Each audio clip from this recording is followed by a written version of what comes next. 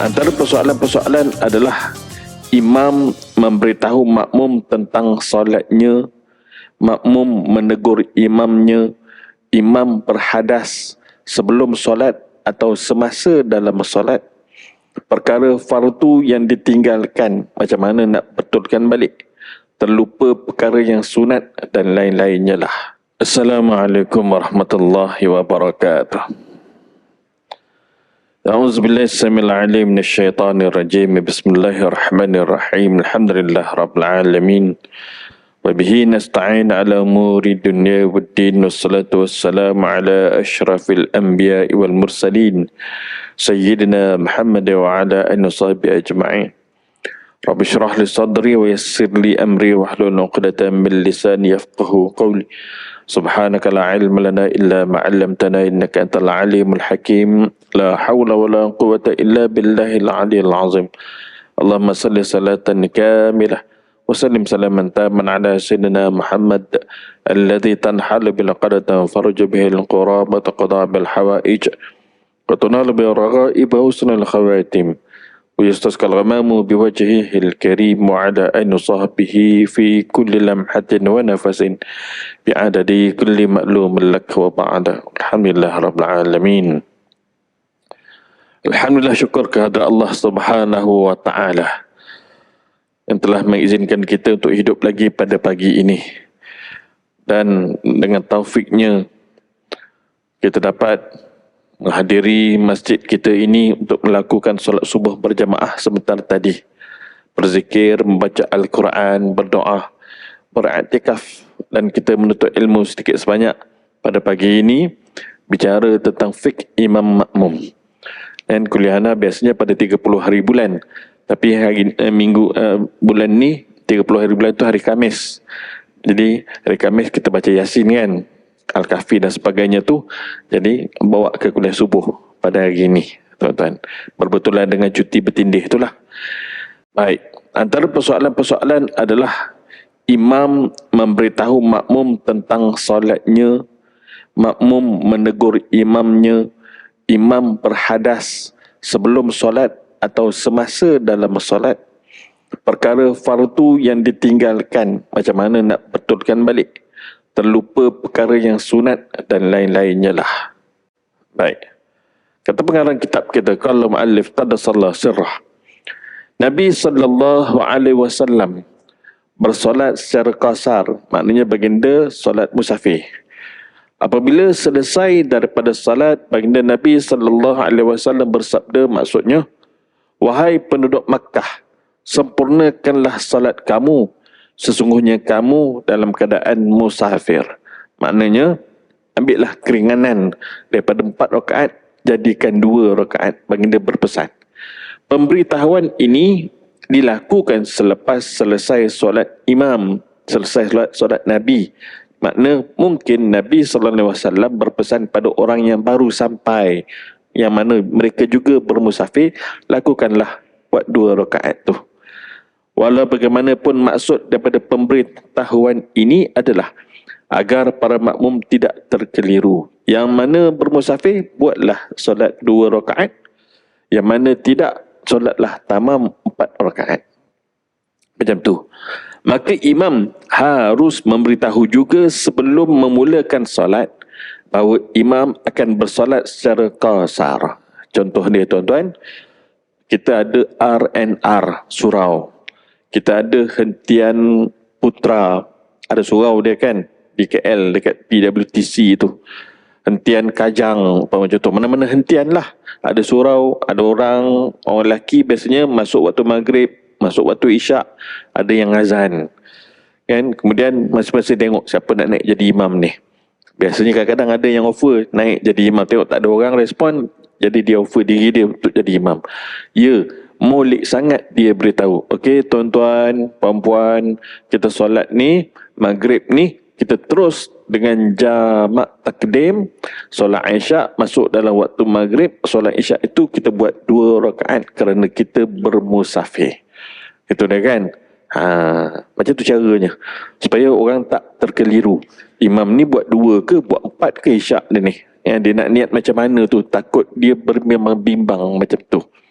Walhal dia boleh untuk niat juga, aku solat sebagaimana rakaat imam. Solat apa? Solat isyak tu. Kalau dia kategori orang yang bermusafir, kan, dia layak untuk buat 2, boleh. Dia nak buat 4 pun boleh. Jadi boleh taklid niat kepada imam ke? Boleh. Harus. Kan, saja aku salat fardu isyak jamaah takdim mengikut rakaat imam kerana Allah. Settle. Kalau imam tu buat 2, 2 lah dia. Kalau imam tu buat 4, maka dia wajib ikut buat 4. Macam tu baik. Okey, tindakan ini dia maklumkan awal selepas iqamah ataupun sebelum iqamah ke, untuk memudahkan urusan solat berjamaah tu. Clear awal-awal lagi. Macam tu ya. Baik. Persoalan seterusnya. Makmum menegur imam. Abu Hurairah radhiyallahu anhu menceritakan bahawa Nabi sallallahu alaihi wasallam selesai dan keluar daripada solat selepas solat 2 rakaat. Seseorang sahabat yang dikenali sebagai namanya Zul Al-Yadain telah bertanya, "Aqasarta salata am nasita ya Rasulullah?" Adakah salat dipendekkan atau baginda terlupa, wahai Rasulullah? Maka Nabi SAW bertanya balik, "Asadaqa Zul Yadain?" Adakah Zul Yadain ini betul? Nabi bertanya pada jemaah yang lain selain daripada yang menegur tadi tu.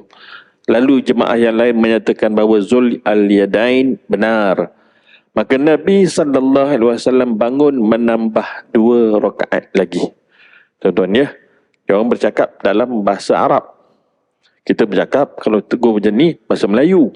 Itu dia kan. Jadi dalam hadis ni makmum hendaklah menegur atau bertanya jika imam merasa ragu tentang solat imam tu. Jika makmum merasa ragu solat imam, kenapa buat 2? Ni bukan musafir, kan, contohnya. Kedua, adakah percakapan tu membatalkan solat? Itu satu persoalan lah, kan. Sebenarnya ini isyarat nak ditunjuk oleh Rasulullah sallallahu alaihi wasallam.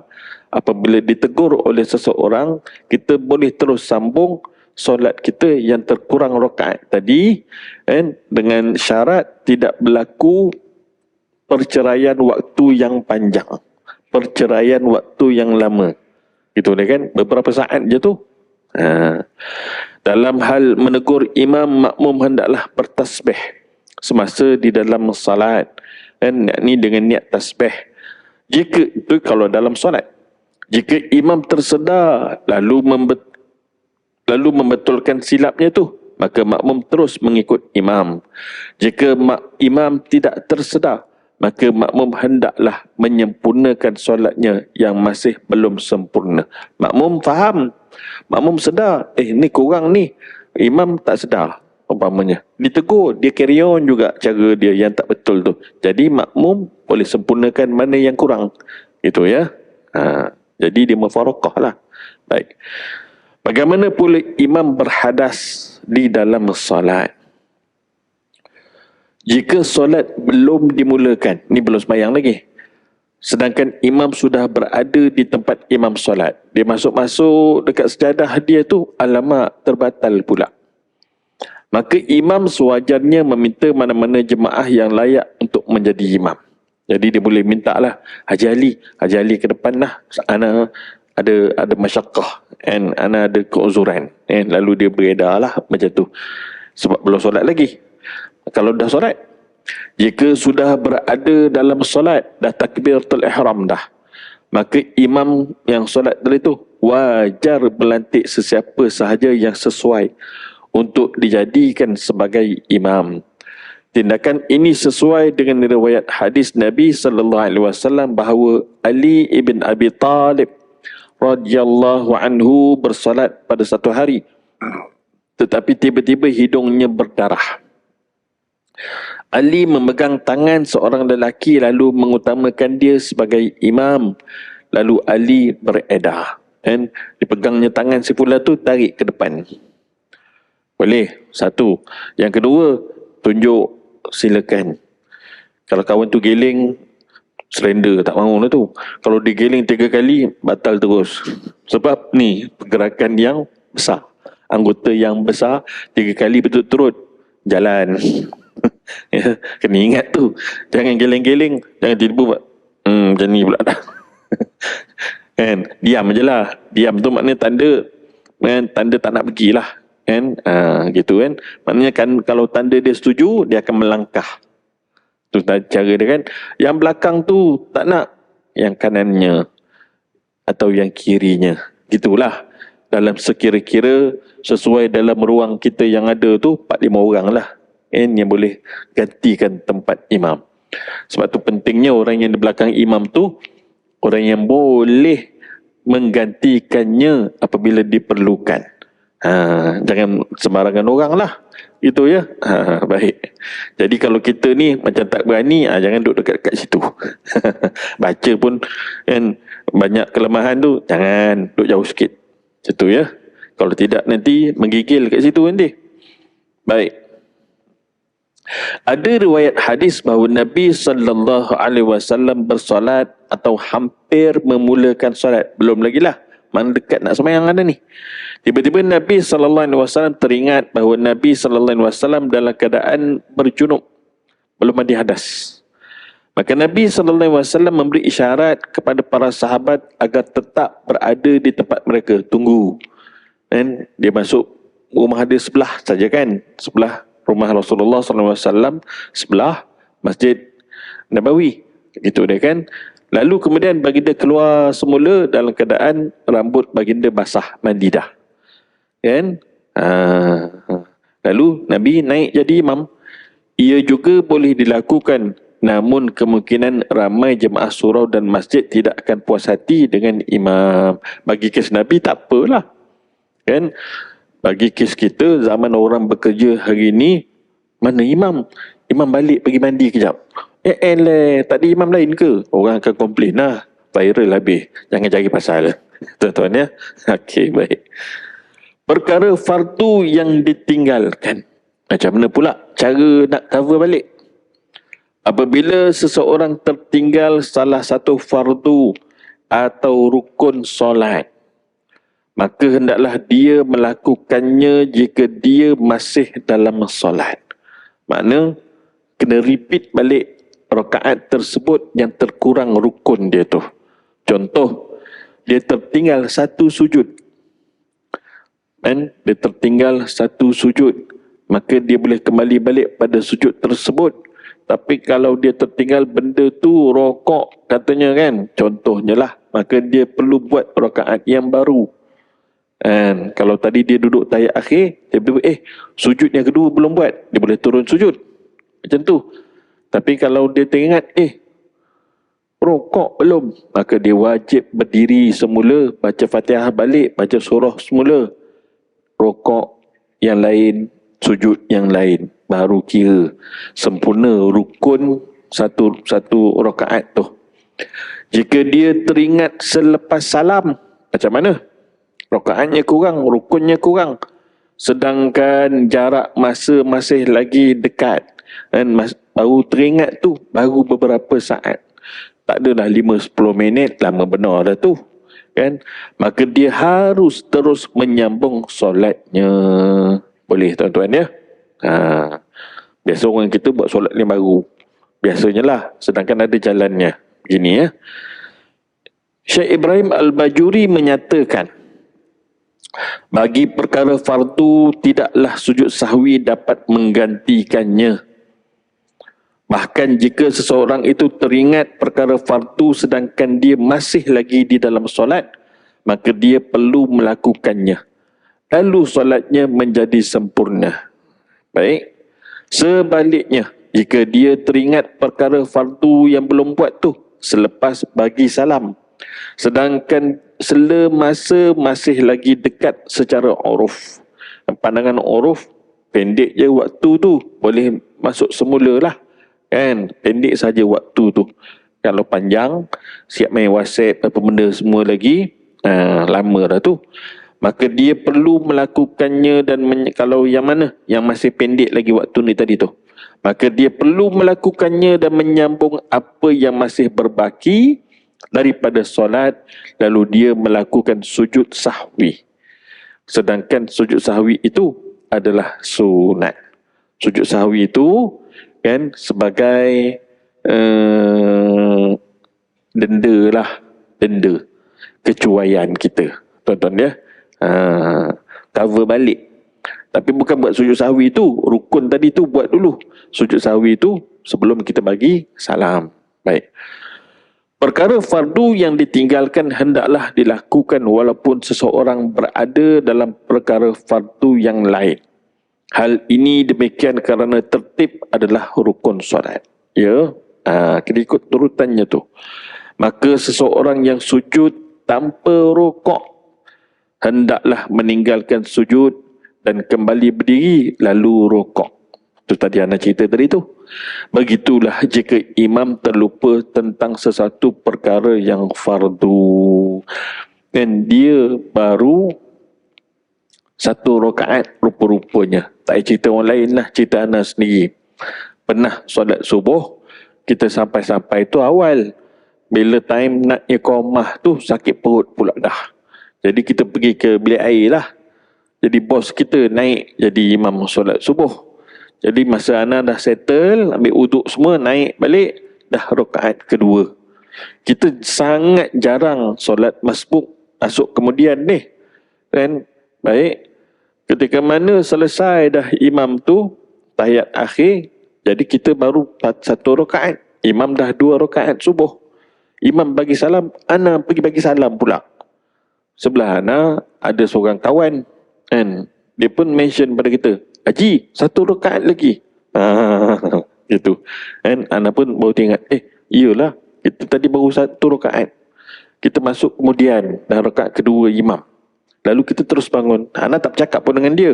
Tapi dia sound gitu, kita pun teringat balik. Kita terus sambung. Walaupun tadi dah bagi salam. Sambung satu rakaat lagi. Tuan-tuan ya. Dengan niat menyempurnakan rakaat yang terkurang. Situ dah. Okey. Semalam Ana tengok Facebook sahabat Ana, Ustaz Saufi Azuran. Dia ni imam dan ustaz di Ulu Langat dekat area Sungai Serai sana. Dia bermusafir, kan, cuti 2-3 hari ni, singgah di satu masjid. Ketika mana dia naik ke masjid tu, iqamah sedang berlangsung, nak solat dah. Ada 2 orang pemuda berbual-bual lama berbualnya tu. Ketika mana imam dah baca Fatihah, duk bual lagi. Imam dah baca surah, duk bual lagi. Kan? Lepas tu dah dekat ujung-ujung surah, baru 2 orang tu masuk dan bertakbir. Dan dia baca Fatihah. Imam rokok, dia habiskan juga Fatihah dia. Imam bangun, dia masih lagi dalam Fatihah, bangun daripada rokok. Imam sujud, baru dia rokok. Selesai daripada solat, si Ustaz Sofi ni, Ustaz Sofi terus beritahu, Dek, abang, bangun buat lagi satu rakaat yang tadi tak sempurna rakaat sebab tak dapat rokok bersama imam. Tu cara ya. Tuan-tuan ya, dia kena ada rokok bersama imam dan mendapat tamakninah dalam rokok yang pertama tu. Sedangkan dia orang habiskan Fatihahnya, sepatutnya tak perlu habiskan sebab dia dalam kategori orang yang masbuk pada rakaat itu. Jadi sekadar mana yang dia sempat Fatihahnya cukup. Apabila imam rokok, dia wajib terus rokok bersama imam. Jadi setelah diberitahu, pemuda ni tak puas hati. Saya sempat rokok walaupun imam dah rokok dah. Saya masih lagi dalam rakaat tu. Kan? Saya dapat sujud. Dapat. Apa pula tak dapat rakaatnya? Ni tuan-tuan ya. Satu jahil, kedua degil. Dua-dua tak molek. Bila orang tu beritahu, maknanya orang tu lagi berilmu. Tuan-tuan ya. Mungkinlah dia tak accept semasa tu, dia tak terima ketika tu. Tapi dia balik tu, mesti hati dia berkata-kata, betul ke tak, betul ke tak yang orang tu cakap tu ya. Aku ni salah ke, aku ni betul. Maka dia akan bertanya dengan orang lain pula. Harap-harap dia bertanya dengan orang lain tu orang yang betul. Kalau orang tu pun sama tak betul macam dia, tak betul jugalah. Tuan-tuan, so jawapannya adalah ngaji di masjid surau supaya dapat yang betul. Sebab yang di luar tanya siapa entah tak tahu. Tuan-tuan ya. mujurlah, Alhamdulillah, kita Allah Ta'ala pilih datangi masjid, datangi surau untuk dapatkan ilmu supaya ibadat kita betul. Sebab tu rugilah orang ahli ibadah sedangkan ibadat dia tidak bersandarkan ilmu. Kerana apa? Banyak salah, dia tak tahu yang dia salah. Itu dah. Bagaimana pula orang yang terlupa perkara yang sunat? Baca surah, sunat. Baca tasbih dalam rukuk, sunat. Dalam sujud, sunat. Banyak lagi yang sunat-sunat. Seseorang terlupa untuk membaca doa kunut, sunat. Ab'ad, sunat yang dituntut. Satu lagi sunat, hay'ah, sunat yang ringan. Seseorang terlupa untuk membaca doa kunut lalu teringat ketika sujud, maka tidak boleh ditinggalkan sujud untuk membaca doa kunut, patah balik diri semula baca doa kunut. Tak boleh macam tu. Kalau nak baca doa kunut terlupa tu ketika tu, dekat-dekat nak sujud tu, baru turun tu masih lagi dalam had rukuk, jarak dia tu belum lagi ke bawah, baru jatuh sikit, teringat diri semula baca doa kunut, okey, fine, yang tu boleh. Tapi kalau dah lebih daripada had rukuk, dah ke bawah dah, teruskan saja sujud. Hal ini demikian kerana sujud adalah fardu rukun solat, sedangkan membaca kunut adalah sunat ab'ad, sunat yang dituntut. Dinyatakan oleh Ibn Al-Qasim, sesuatu perkara sunat itu jika ditinggalkan oleh seseorang, maka dia tidak boleh kembali kepada perkara sunat itu, nak patah balik, tidak. Setelah dia berada dalam keadaan sedang melakukan rukun yang lain. Tuan-tuan ya, rukun yang lain. Kat sini dia tulis fardu, salah ni. Dia rukun. Itu ya. Cumanya nak cover balik doa kunut yang tertinggal adalah dengan sujud sahwi. Dan sebelum bagi salam, sesudah tahiyat akhir. Sesudah tahiyat akhir, sujud sahwi 2 kali tu, kemudian baru bagi salam. Bagaimana pula terlupa sunat hay'ah, sunat yang ringan? Dinyatakan oleh Ibn Al-Qasim, sunat hay'ah seperti zikir tasbih dalam rukuk, dalam sujud, i'tidal dan sebagainya tu, dan sebagainya, iaitu perkara yang tidak ditampung dengan sujud sahwi, maka seseorang tidak boleh kembali kepada sunat hay'ah itu selepas meninggalkannya, sama ada sengaja atau tak sengaja.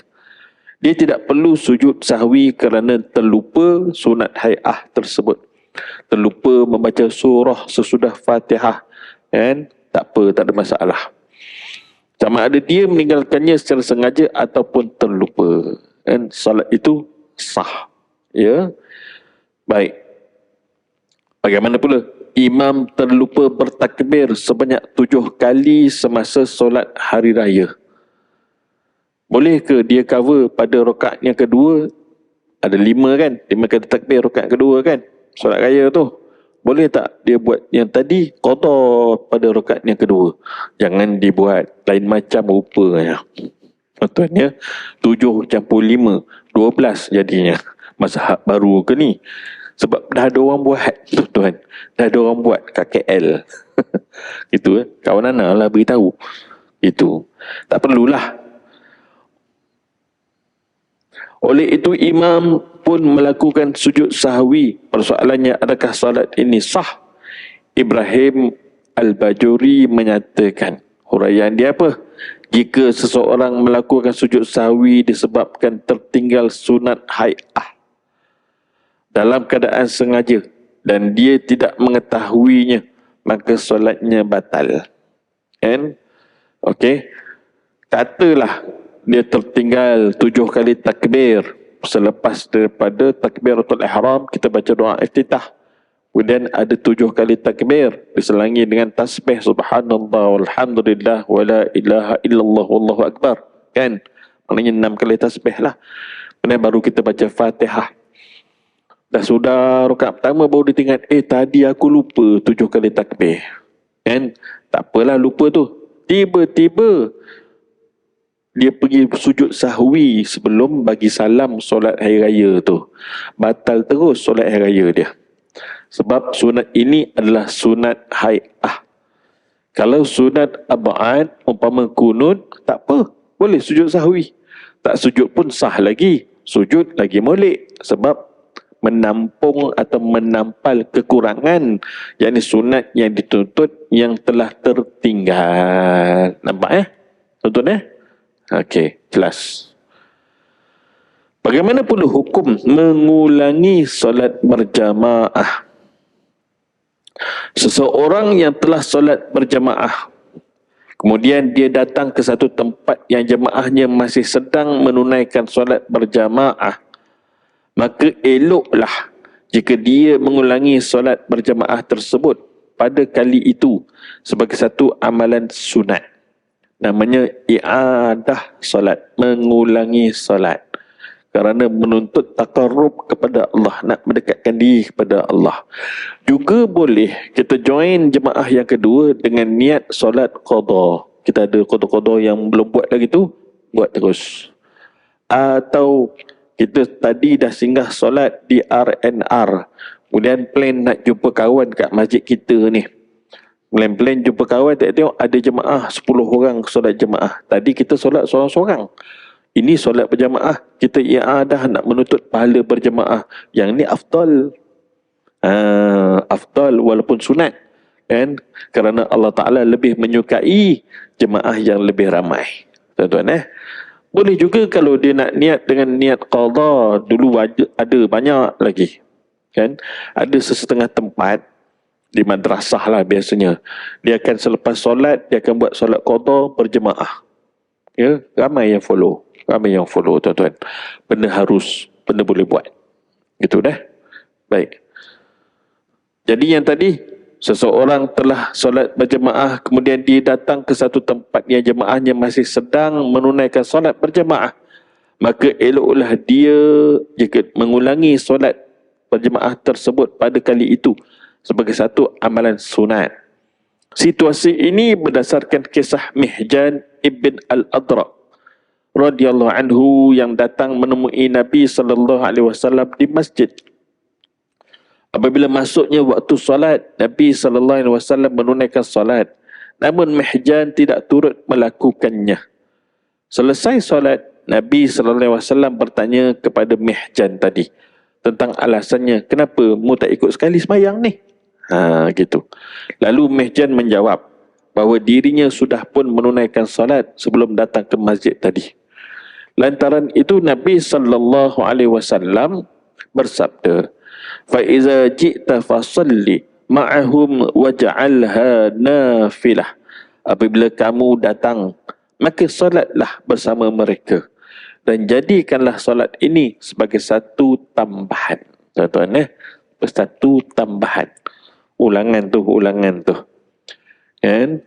Seorang sahabat pernah bertanya pada Habibuna Rasulullah sallallahu alaihi wasallam, "Ya Rasulullah, bagaimanakah aku nak mendapatkan kecintaan Allah untuk diri aku?" Lalu dijawab oleh baginda sallallahu alaihi wasallam, maksudnya perbanyakkan sujud. Maknanya apa? Perbanyakkan solat. Yakni solat sunat, tuan-tuan. I'adah solat ini juga adalah solat yang sunat tuntutannya. Di samping solat awabin, qabliyah, ba'diyah dan lainnya tu, tuan-tuan sekurang-kurang 10 rakaat. Lebih baik 12 rakaat. Ya, kita solat sebelum zuhur ada 4 rakaat sunat. Selepasnya ada 2. Sebelum asar ada juga 2. Itu ringan, kan? Ghairu muakkad. Selepas maghrib ada 2. Sebelum isyak ada 2. Selepas isyak ada 2 ataupun 4. Dan sebelum subuh ada 2 solat sunat fajar.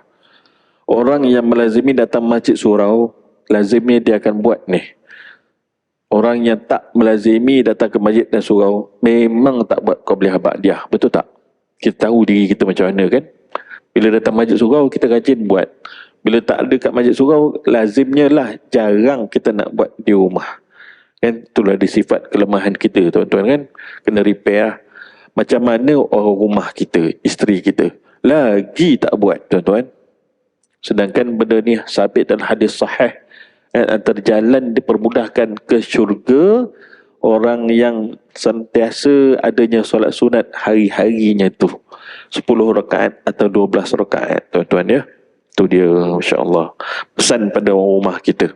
Pesan tuan-tuan ya. Baik. Solat yang pertama adalah fardu, manakala solat yang kedua tambahan dengan maksudnya sunat. Sungguh pun demikian, ia bukanlah satu kewajipan untuk mengulanginya. Bahkan terdapat satu lagi hadis yang lain, la tusallu salatan fi yaumil marratain. Janganlah kamu bersolat satu solat dalam satu hari sebanyak 2 kali. Tu ada hadis yang lain lah. Dan hadis yang lain ni perlu dilihat pula bagaimana istinbat hukum. Apakah solat ini solat yang diulangi dalam keadaan tak ada beza yang pertama dengan yang kedua. Yang pertama dia solat seorang-seorang, yang kedua solat seorang-seorang. Ya itu tak perlulah. Tapi kalau yang kedua tu berjamaah, maka afdal dia ulang kalau dia nak ulang. Samalah juga seperti kita solat musafir, tuan-tuan ya. Kita dah bermusafir, nak datang ke sini, kita lalu katalah jalan Sungai Buloh, highway daripada Ipoh umpama contohnya lah, singgah di RNR Sungai Buloh ke Rawang ke, kita solat jamak takdim dan qasar, zuhur 2 campur asar 2. Kemudian kita sampailah ke taman kita USJ 9 ni.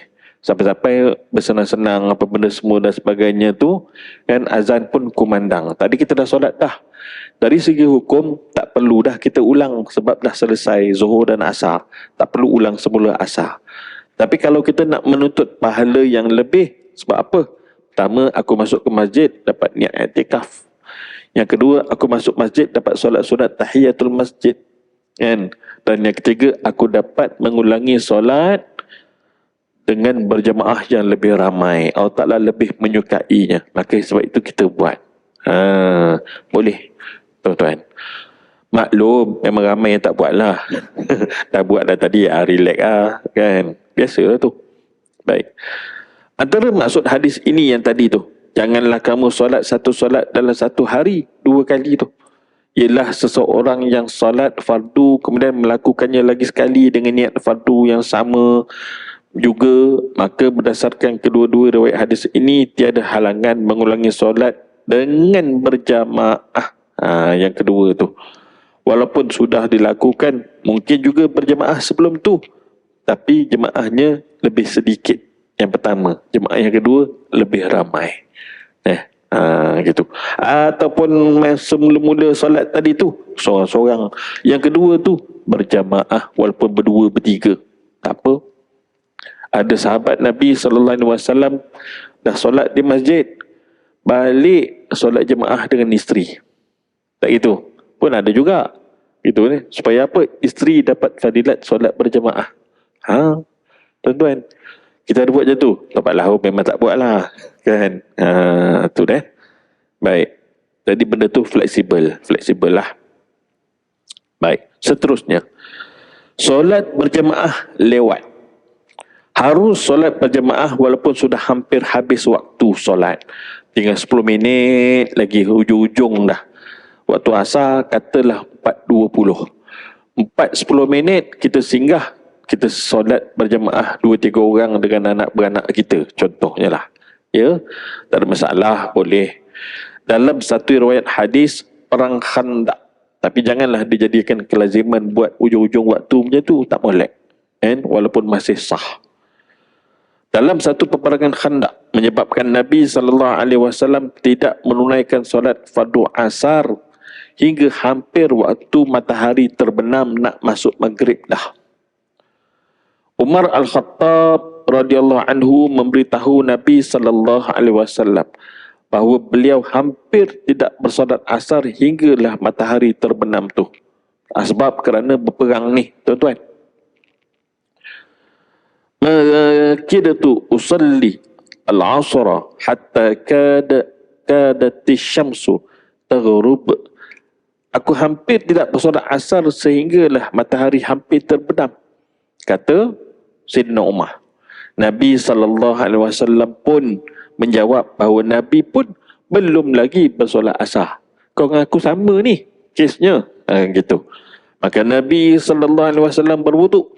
Kemudian baginda solat asar selepas matahari terbenam. Matahari dah terbenam maknanya dah masuk maghrib tu. Dah masuk maghrib tu.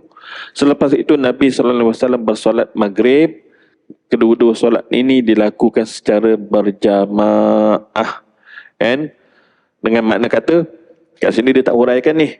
Kan? Qadha kerana terpaksa. Kan? Terpaksa. Sebenarnya adakah dia ditinggalkan dengan sengaja? Tak sengaja ni. Tak sengaja. Tuan-tuan ya. Tapi desakan dan sebagainya lah. Ada seorang sahabat saya, seorang inspektor.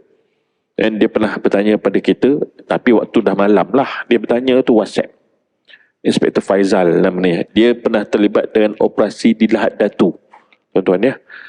Ketika berperang, kita nak tahan Jamalul Kiram dengan tentera-tentera dia tu lah, tentera pemberontak. Ya, untuk menguasai Lahad Datu kan. Sebagai satu kawasan autonomi dia orang. Baik. Jadi inspektor ni jika mana dia ditugaskan di Johor pada satu tempat yang lain lah, bukan di Lahad Datu pula, kes yang lain. Dia berada di kawasan pelacuran yang mana dia buat intipan kat situ, menyebabkan dia nak solat ni, alamak tak ada tempat ni, tak ada tempat. Kerana kat situ CCTV berlambak-lambak tuan-tuan, berlambak-lambak. Ketika tu dia berambut panjang. Dia berambut panjang. Kena ubah style. Tak boleh style macam polis. Dia tak boleh nampakkan diri dia macam polis. Kalau tak nanti dia kena. Kan? Tembak ke, kena langgar ke, kena rempuh ke. Macam tu tuan-tuan ya. Dia orang tahulah dunia siasatan tu macam mana. Kita tak tahu. Tuan-tuan. Ustaz, jangan Ustaz, saya terperangkap betul ni nak solat. Tak boleh ni, tak boleh ni. Kan takkan nak solat dalam toilet. Kan? Yang ni dimaafkan pada syarak sebab hati ni memang nak solat. Memang nak solat. Itu dah kan? Lalu qadha lah. Selepas daripada tu, selepas maghrib tu baru dia orang keluar daripada zon tu. Tuan-tuan ya. Masya Allah. Sampai macam tu sekali.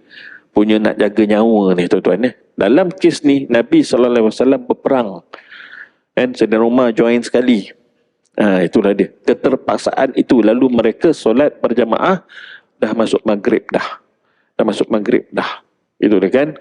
Petunjuk kata, buatlah juga berjamaah qadha. Boleh. Boleh. Itu dah kan. Tapi jangan kita buat dengan niat sengaja atau meringan-ringankan solat. Itu dilarang. Baik. Bagaimana pula kalau waktu masih siang, kita boleh solat zuhur dan kita bukan orang yang bermusafir. Kita hanya kerja di KL, nak balik ke USJ 9. Kan? Office kita satu kat sini dan kita pergi ke KL sebab ada mesyuarat. And lepas mesyuarat, kita nak balik, kita nak solat zuhur kat office kita kat sini. Di USJ ni. Tiba-tiba terperangkap dalam traffic jam. Meeting tadi habis pukul berapa? Habis pukul 3.45. 4.20 waktu asar. And biasa katalah 15 minit sampai, contoh. Ataupun habis meeting pukul 3.30. Kita kata, aku sempat ni. Sampai office pukul 4 sampai ni. Tiba-tiba traffic jam, ada accident itu, ini dan sebagainya. Hujan lebat lagi, nak keluar tak boleh. Nak singgah mana-mana tak boleh ni. Dah terperangkap dah. Zuhur belum buat lagi ni. Zuhur belum buat. Boleh tak kita jamak takhir? Solat zuhur di pejabat kat sini. Jawapan dia harus. Dibenarkan, dibolehkan. Tapi jangan jadikan kelaziman. Pakai nak jamak terus. No way, tak boleh. Dalam situasi kita tersepit sahaja dan alamak aku dah terperangkap ni. Nak tayamum, debu tayamum tak ada. Nak berwuduk pun tak boleh. Nak keluar ni hujan lebat dengan kilat petir segala macam benda ada ni. Ni musim terkujuh ni kan sampai bulan Mac. Tuan-tuan maka ambil ilmu ni. Dah terperangkap ni. Tak apa. Niat jamak takhir sampai nanti dah masuk asar dah kan. Solatlah zuhur, kemudian solatlah asar. Ikut turutan. Buat zuhur dulu, kemudian baru buat asar. Ya ke Ustaz? Bukankah asar dah masuk, itu hak waktu asar? Lepas tu kita solatlah zuhur. Jawapannya adalah mengikut tertib susunan waktu itu lebih afdal. Ya, maknanya dah masuk asar, kita solat zuhur dulu dengan niat jamak takhir. Kemudian solat asar. Itu caranya, tuan-tuan Okey. Bagaimana pula tentang mufaraqah, orang yang berpisah daripada imam? Makmum harus berpisah dengan imam, yakni mufaraqah semasa salat. Dan keharusan ini hukumnya fardu kifayah. Dinyatakan dalam Fathul Wahhab, satu kitab fiqh yang besar, tuan-tuan terputus terputus ikutan antara makmum dengan imam tak kala keluar imam daripada solatnya disebabkan hadas. Satu. Atau selainnya kerana hilangnya rabitah, pengikat. Bagi makmum memutuskannya, yakni ikutan tadi dengan imam dengan niat mufaraqah jika berjemaah tu adalah fardu kifayah. Makruh memutuskan kedua ikutan tu melainkan kerana uzur. Saja-saja nak putuskan, aku tak minat lah imam ni, tak minat. Wahal bacaan dia okey, tak ada gangguan apa-apa yang menyebabkan solat imam batal dan sebagainya ke, terkurang rakaat ke, rukun ke, tak ada. Saja malah aku follow imam ni, tak minat lah. Kan? Bacaan dia tak best lah, tak sedap lah, nak mufaraqah. Tak ada kena-mengena. Solat imam sah. Kenapa kita tiba-tiba nak putuskan? Yang ni makruh kalau kita putuskan. Makruh bererti pahala kurang. Pahala kita berkurangan, tuan-tuan Baik. Jadi kalau uzur, tak apalah. Silakan. Yang itu tidak makruh. Contoh, kerana sakit. Atau imam yang memanjangkan bacaan sedangkan kita ada urusan perlu bersegera. Tak apalah. Itu tidak makruh. Tetapi kalau kita solat Jumaat, jangan buat macam ni. Kerana wajib bagi kita mesti sempurna sekurang-kurang bersama imam untuk fardu Jumaat 1 rakaat mesti. Mesti. Gitu ya, tuan-tuan Yakni bagi sesiapa yang tidak mampu bersabar kerana lemah ataupun sibuk, ada urusan yang dia perlu bersegera, yang tu bolehlah. Tapi ingat baik tadi, sekurang-kurang berjamaah itu yakni bagi fardu Jumaat 1 rakaat mesti dapat. Kalau tak dapat 1 rakaat, tak nama Jumaat namanya, tuan-tuan Ramai orang hari ini yang masuk solat fardu Jumaat hujung-hujung. Ketika mana imam sedang tahiyat akhir. Ramai, tuan-tuan. Kalau kita ada CCTV ni kan, try buat cek sekali. Ataupun molek kita buat satu notis. Print kertas A3 tu, laminate.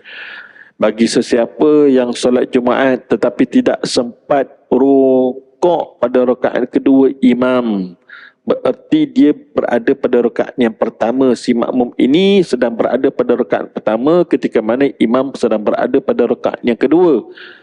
Dan dia tidak sempat rukuk serta tamakninah bersama imam tu, maka dia tidak mendapat Jumaat.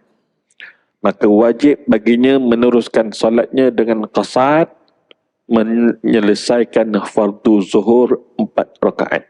Yang ini ramai jahil, tuan-tuan Ramai jahil.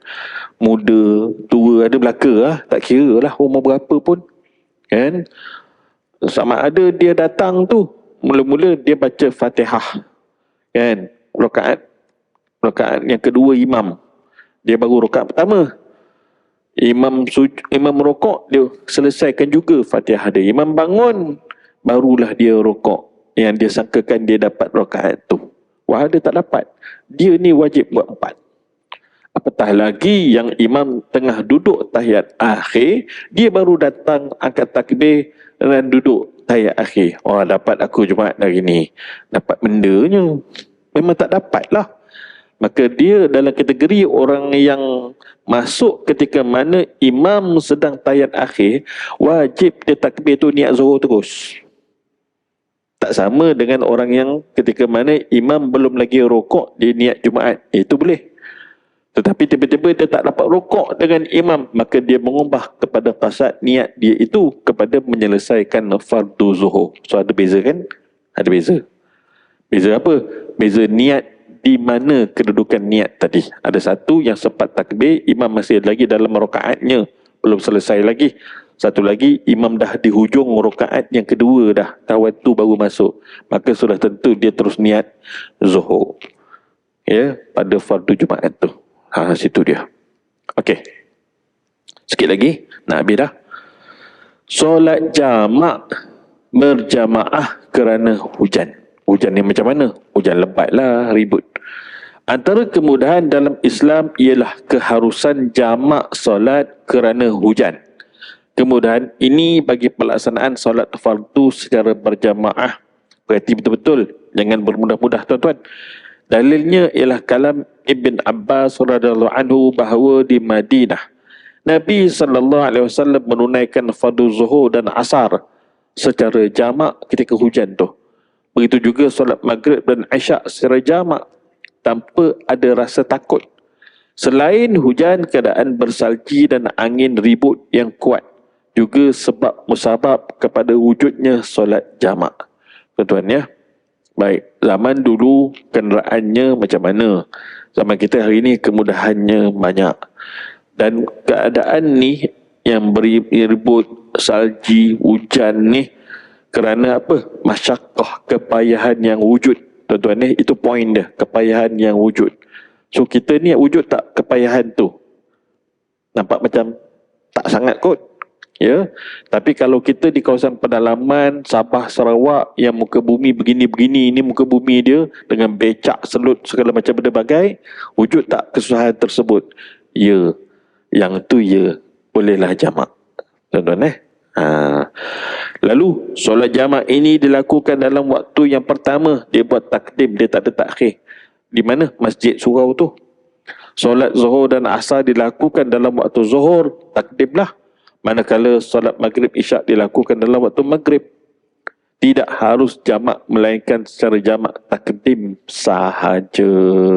Dalam kes hujan, ribut salji, angin yang kuat, taufan dan sebagainya tu. Itu tuan-tuan Terdapat beberapa syarat penting diperlukan. Antaranya wujud hujan yang membasahi pakaian. Hujan sungguh-sungguh punya hujan ni. Bukan hujan renyai-renyai. Boleh jamak lah kita. Banyak cantik. Tak boleh macam tu. Baik. Yang boleh membasahkan pakaian atas ataupun kasut pada bahagian bawah. Ibrahim Al-Bajuri menyatakan, maknanya lebat sungguh lah ni hujan tu. Diketahui daripada demikian bahawa tidak disyaratkan hujan itu lebat, bahkan memadai hujan yang renyai sekira-kira basah pakaian bahagian atas atau bahagian bawah kasut. Sampai macam tu. Tapi kita tidaklah mengambil yang ringan ni. Kerana apa? Kita berhati-hati, tuan-tuan ya. Berhati-hati. Ya, maknanya hujan tu berterusan ketika mana kita solat zuhur, berterusan dah bagi salam pun masih lagi hujan tadi tu, tuan-tuan ya. Jadi dia dikira kerana kepayahan yang wujud, tuan-tuan ya, bukan meringan-ringankan pada ibadat tu. Ya, akan datang bicara kita nanti solat fardu Jumaat yang perlu kita perhalusi. Ada viral hari tu, Tok Bilal sedang azan yang kedua. Kita baru masuk ke atas masjid. Nak tunggu azan ke nak solat tahiyatul masjid?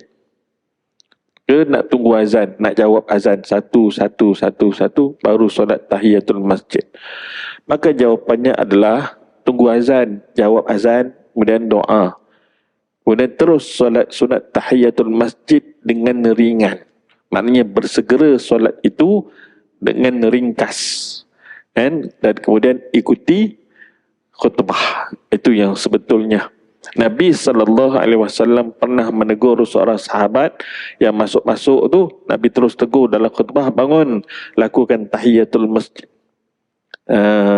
Gitu. Tuan-tuan Hukum yang sebenar, tahiyatul masjid ni isyarat kata selagi mana kita belum duduk harus untuk kita solat tahiyatul masjid. Tapi yang Nabi SAW tadi tu tegur sahabat tu kerana apa?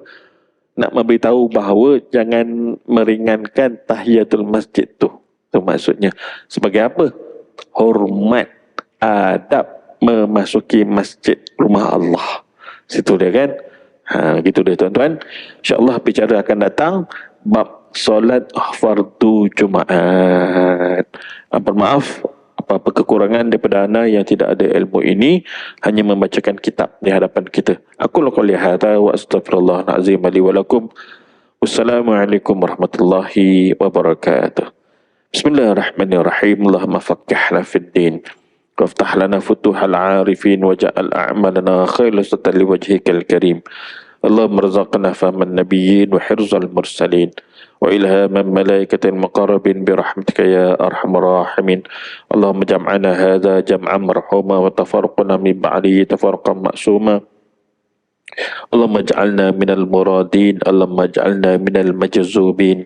وصلى الله على سيدنا محمد وعلى آله وصحبه وبارك وسلم. الحمد لله رب العالمين. تقبل الله منا ومنكم.